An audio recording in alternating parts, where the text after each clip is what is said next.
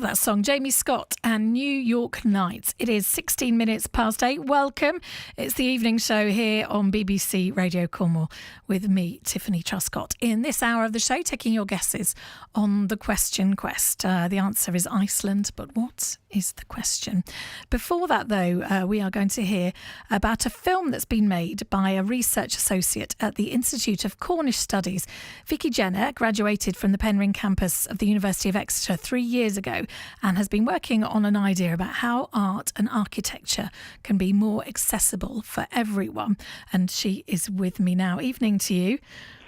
Hello there, Tiffany. Hi, thank you so much for having me. Oh, thank you for coming on. It's lovely to chat to you. I watched your film today, and I didn't quite know what to expect, and I'm fascinated by it. It's something, so this has been a real labour of love for you. Obviously, you filmed it before lockdown, thank goodness, because, you were sitting close to people and everything.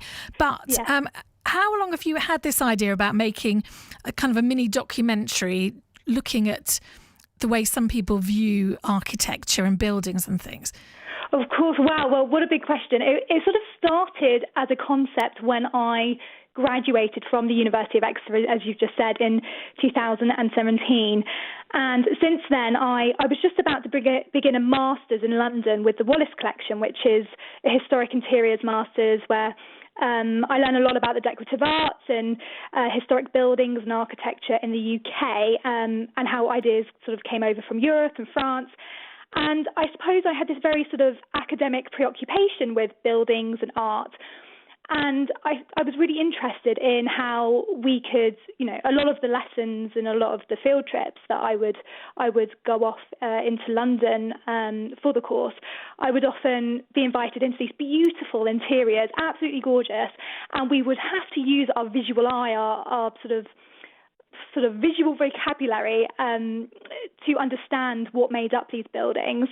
And I thought, what a great practical tool to learn, and how many people out there perhaps engage with buildings in this way. There are so many buildings out there, you might just walk down your local town or into your local village, and you could walk past so many beautiful buildings and just not recognise where they come from or what they used to be. And so I suppose I was just really interested in how people who perhaps aren't involved with art and architecture academically, how do they get involved with these buildings? And that was sort of where the seeds were sown to begin with, I suppose. And what your film is called is Urban Exploring Beneath the Decay.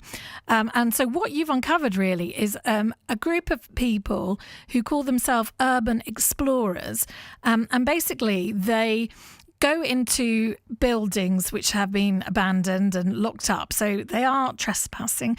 But they go in to explore because they say that they want to admire the architecture and the ruins and all those kind of things. But they... one of the things you've kind of found is they just seem to like taking photographs of themselves in those buildings. But it's a whole world. I had no idea. I mean, we know people. There's one thing, because this has been discussed as well. That there are vandals who break into abandoned buildings just so they can vandalise them. But these are people who don't do that. But they go into these quite dangerous buildings at some points, and kind of take photographs and everything. How did you even find these people? It's incredible. Oh, wow. Well, actually, that's a whole other story in itself. The whole Urbex community is actually really secretive, and it probably took me about 6 months to actually get hold of a group of people who were really willing to put themselves completely in front of the camera. And I was so lucky that I found this group, because they have, as you will see in the film, they have such great ethos and such great values and moral codes. They have this great saying, which we don't actually use in the film, which I really regret, but it's such a good saying. It's leave nothing but footprints and take nothing but photographs. And I love that saying, because it sort of sums up everything they think about the practice, and they were really willing and super interested in being involved in a documentary that shows the practice in a positive light, and as you see, and as you know, as you watch the film, it very much looks at it from a neutral standpoint. So we do explore, all of the negatives and what conservatives do think and how it could have detrimental impacts for conservatives today. But really looking at the positive impacts for these people and that the fact that they can't really be coincided with graffiti artists or with vandals. It's not what they do. And they, when I ask them in a segment, do you identify as historians or do you think of yourselves more as being lumped together with vandals? They said, well, a bit of both, because we are lumped together with being vandalistic, but that's not who we are. And we want to protect these buildings as much as you do. That's why we come in and that's why we take photographs. And it's interesting, in a segment of the film, I do actually interview Dr. Jo Ezra, who is such a great tutor. She taught me when I was at the University of Exeter over at the Penryn campus, and she's over at the Streatham campus now, and she actually uses the photographs to sort of disseminate and to facilitate all of her research in Bodmin Asylum and with mental health hospitals and sort of furthering that research. And without those pictures of urban explorers, she wouldn't be able to do that. So I sort of go on this journey to understand how their actions can actually be proactive and helpful for historians and not fully negative. Yeah, no, but just who knew this was going on? It's amazing. And what was it like going with them into some of these buildings? I know, was it because you're a few times in the film you're saying, so you're sure that the floorboards are all right here and everything. So it was just you and your fellow director who was filming it. So obviously you have to think about your health and safety in it all. But was it as well as being interesting, though, there's the aspect, you must have been conscious that these buildings, you didn't really know how safe they were when you were in them. Completely. I was absolutely terrified, to be completely honest. There's in one of the first scenes where I go urban exploring for the first time, I get taken around this beautiful, absolutely gorgeous old watermill that became derelict from the 1960s. And I'm expecting to walk in through the door, and they take me to this massive 20-foot, must be about 20-foot wall, and expect me to climb up it. And I am absolutely terrified. But I wasn't just terrified for myself. I was terrified for my crew because, of course, you don't see how many people I've got behind me. I've got 4 people behind me. Russell, who was the filmmaker and the director, he was excellent. And he had this really positive can-do attitude. But to the extent that I had to actually say to my crew, come on, we need to take precautions, we need to be sensible here.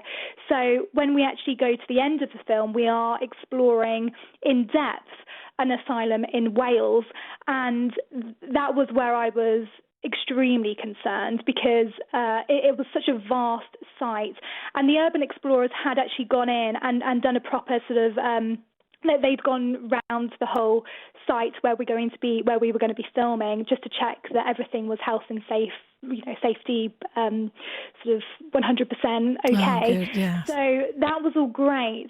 But I was still very concerned, and there was a point where we were meant to go underground, but I just said no, we're not doing that. So fascinating, but slightly terrifying at the same time. Yes. And this is the first time that you've ever kind of filmed and directed and put a documentary together. Yes, it actually is. It was a concept that became reality, and I'm just so pleased it's sort of come to fruition. And it's been a great experience. Like, at the same time, sort of life has gone on. Everyone in my team have gone on to do great things. My filmmaker's now working for the BBC. I'm working for the National Trust. And so we've all sort of moved on with our lives and doing other things at the same time, which has really helped the film sort of grow to where it is now. But of course, it was the first film, and then working with the Institute of Cornish Studies, which you mentioned earlier, it's been great for my work as a research fellow for them, because we've just now produced and directed 3 new films for the University of Exeter. So it's all sort of really come into a great shape, really, and it's been such a good learning experience. And I think you've entered it for a film festival, haven't you? We have indeed. So we've entered it for Kendal Mountain Film Festival. So we're waiting to hear back from them. And actually some great news this weekend that it will now be available on History Hit TV, which is like a Netflix but for history lovers. So after my last exclusive viewing that I have on Saturday morning at 10:30 a.m, and I can give you details in a minute, after that viewing, it will then be available for anyone who wants to subscribe to History Hit TV. Oh, brilliant! Yeah, I was going to say to you because it's an easy one to watch because it doesn't take up too much time, and it's something that I never knew happened, and it is fascinating why these people want to do this, isn't it? These urban explorers. So people will probably be very interested because I'm sure it happens in Cornwall, doesn't it, as well?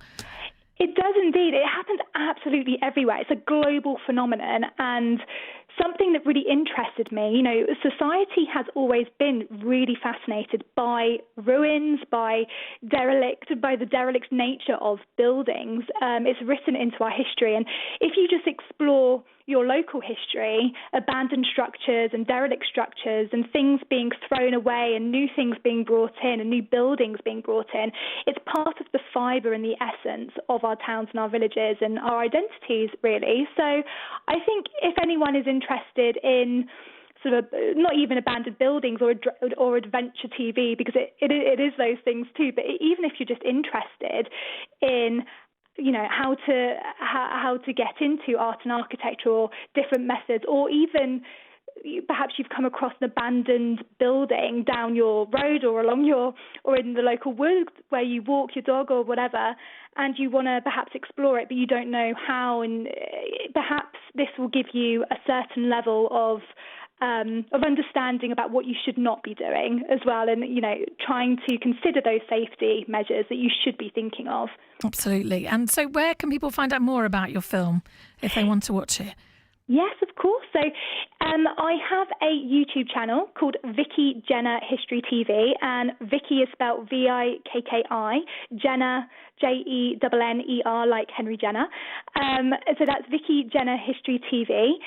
So just type that into YouTube and it should pop up. And that will be premiering exclusively on Saturday morning at 10:30 a.m.